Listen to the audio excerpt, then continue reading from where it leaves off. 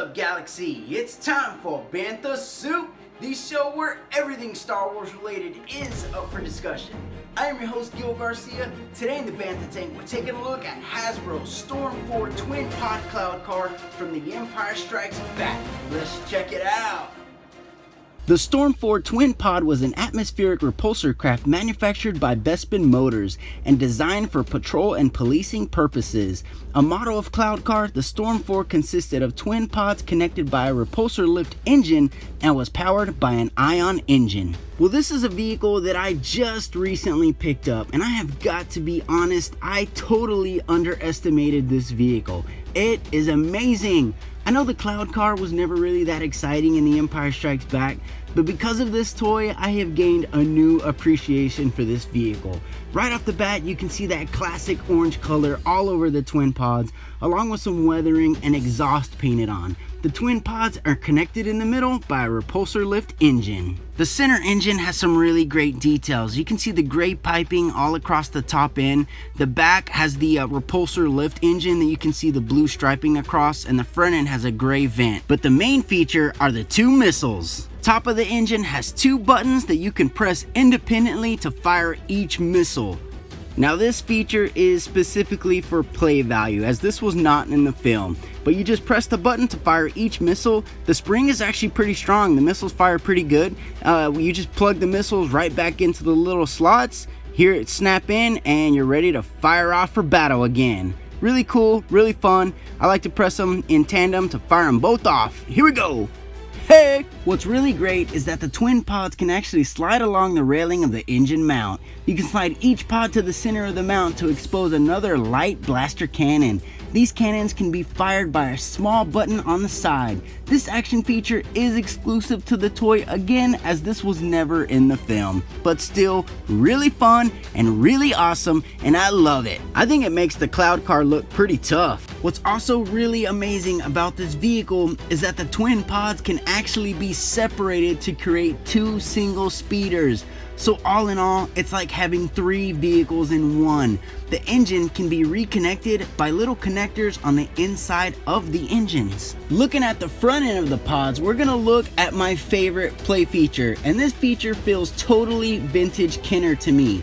Each pod has a little lever over the front end. When you raise the lever, you can actually see the motor inside. This totally reminds me of the vintage land speeder, but instead of a simple sticker, you can actually see some chrome molded engine parts. I think you could use this for just extra storage for your weapons and supplies. There's a nice little clip on the top portion of the hood and they just snap into place. Or you could just play some Cloud City Cloud Car Mechanic adventures. Each pod has a molded on light blaster cannon. They don't do any action features, but they do look great and give the ship just a little extra detail. The cockpits look amazing. They have some really great details, and each side has individual windows for your figures to look out of. I really love these cockpits because you can see your action figure from each side of the pod. The cockpit can be opened from a little swivel on the back end, and it snaps in pretty tight so your figure ain't going nowhere. The vehicle has lots of really amazing details on the inside.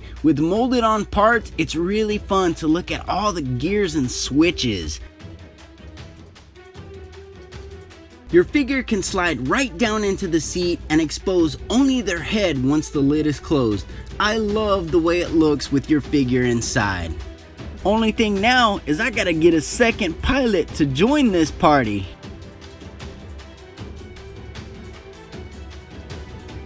On the rear end of each pod, you get some more details. You have a nice molded on, cool little wing. I don't think it's supposed to actually move, but it does have some slight movement to it. Really nice, just gives it more detail. And last, taking a look at the underside of the pod, you have a really nice simple landing gear stand. Hidden underneath, you can pull down a single foot to land the ship on. The landing gear can slide right back into the ship when it's ready to take off.